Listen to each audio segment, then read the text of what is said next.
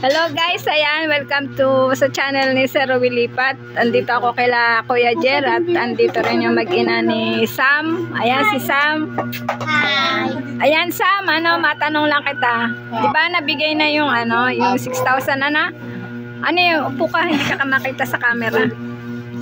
Ano yun, nabili mo na lahat ng gamot? Ano yung gamot na nabili mo? 1 month po yun. After ng 1 month, ano mayayari sa... Wala na ulit? Babalik naman po ulit yung niya, sugat. Minsan nilalagnat. Sinasama ko pa rin sa trabaho, pinapatulog ko lang sa kasi. Maintenance mo na talaga yun? Opo, yung pasensya ko. Ay, ganun. Tapos nag-birthday ka pa na? Opo. Related. Paano yun, Nay? Yung gamutan niya, tuloy-tuloy lang yun.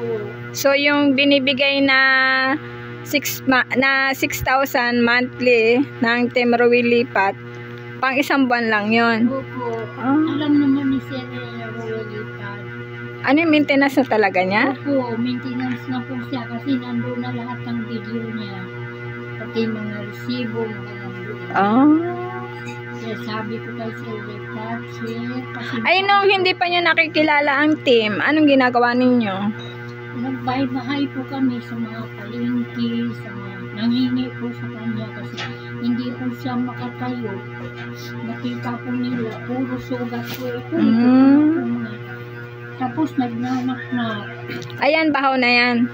Video na po siya, pero mayroon pa po sa siko niya, sa dibdib niya, dito niya, marami. Marami siyang iniinom na gamot? Opo, nakita. Pang 1 month lang pala yung 6,000 na yun. Tapos susunod 6,000 ulit. After na 6,000 ulit talaga. Alam mo, nakikita nyo lahat ng resita, resibo. Hindi po ako nag-video.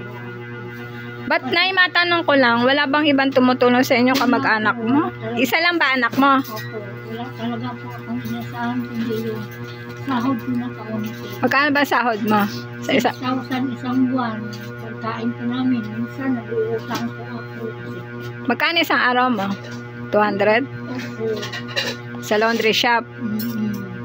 Malipat-lipat po ako sa may Moonwalk, sa Green Revolution, sa Paranaque po. Nagbibiyahe ka?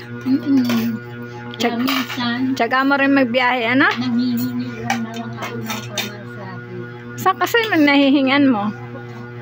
Sa kay bakla, sa mga kaibigan ko dito sa kanya, napunta ako sa kanya. Hihiram lang po ako. May utang pa nga po ako dyan, hindi ko nababayaran talaga. Ay, kumusta naman yung birthday niya? Nabili ba yung pansit? Opo, maparat lang po pagkaluto ko. Nanghiram po amoy usok kasi takoy po. Niloto niya. Ay, di sana na lang, kumain na lang kayo mag-ina sa Jollibee. May pasok po ako eh. Ay, yung pag-awas. Mga last 8 na po ng gabi. O may pa naman, may bukas pa namang Jollibee para kinabukasan. O kaya na po kasi ako eh. Kaya kinabukasan na lang po. Nagluto ka? Gabi na nga po yun eh. Kaya maparat na, amoy usok. Sige lang po, sabi ng kapitbahay ko. Ano ba itong luto? Mate, amoy usok. Sabi ko, pasensya na kayo. Pagod ako, hindi ko alam. 30 siya na? 30? Sabi nga ni Sir Lipat, magsabi lang kayo kay diri ninyo at kay Ma'am Percy. Pag may pundo. Mahirap magsabi kayo, tapos walang pundo. Ate Jo? Diga? Mahirap. Ayan, kami po ay dito sa bahay ni Ate Jo. Ayan, may adobong baboy. May tuyo kami. Ayan, ito? Kami naman ay... Wala tuyo. Higa pala. Kumain na kayo kasi wala yung pampupuntahan nyo. Kaya nga, kami nga ay... Ito, tiisda. Kain na po. Ayoko. Busog kasi Ari. Pag Ari kumain sa Jollibee, nag-Jollibee pala si Kuya. Kasi nga, hindi pwedeng hindi, pag kumain, kailangan uminom ng gamot. May baon-baon din akong gamot. Hindi pa rin tapos ang gamutan yan. Hanggang November 18 pa. Kain tayo. Ayan si Sam. Kasi pag hindi po siya ginagamot, nagnanak-nak yung katawan. So, Si, Paul, 6 months. Si Sam, 4 life. Mawala na siya. may hugot Kasi siya. ang niya, sakit niya talagang maintenance na yun. Biruin mo, sa kanyang kalagayan, PWD na siya. Ang sakit niya, 3. Yung psoriasis, tapos may goiter, may epilepsy pa siya. Kaya ang dami niyang gamot, yung pinakikita ko na pinicure-an ko sa'yo. Ano yun? Yun lahat. Yung epilepsy niya na atake yun? Oo, na-atake rin. Kanina, inatake yun. Saan? Sa bahay niyo na? Diyan nakalahati yun siya. Naglalakad daw sila. Napahiga siya? Hindi na. Nahawakan ko po siya, nagmumo sana siya. Pero may gamot din siya doon, di ba? Sa Mayroon ganon. po siya. Ay, bakit inatake? Hindi nakainom? Hindi pa nga po kasi hindi pa siya kumain.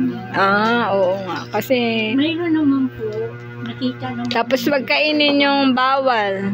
Hindi po siya kumakain na ng bawal. Yung mga malalansa, manok. Iwasan ang manok. Okay. Kailan po, pag nahinto po yung kanya, bumabalik po.